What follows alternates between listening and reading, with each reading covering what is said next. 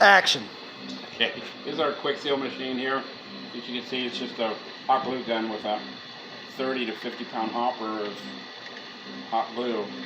Okay, so here's our packaging. My thought is now once you seal these panels, they're one. You cannot open it, and we don't want them cutting the bag. So our thought is to have some tags here that says open here, because as you can see, you can reach in and open that up. So basically one piece of tape is what we're thinking.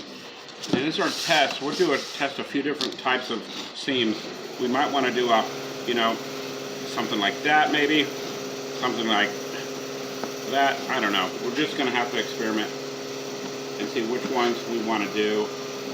Let's just try this, just to start. And I'll show you, once this bonds, that's how fast it goes.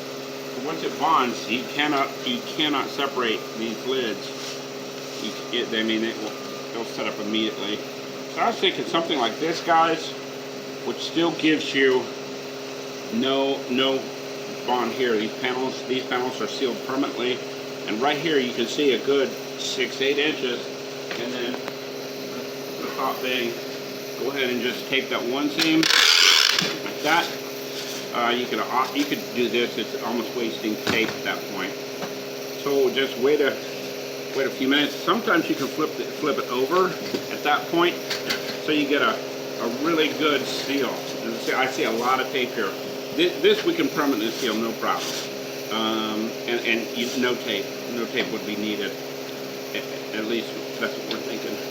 Let it sit for maybe 30 seconds. I usually seal it, flip it. If the weight of the material will hold these panels shut. Flip it back over and ship it. Put your label on, ship it.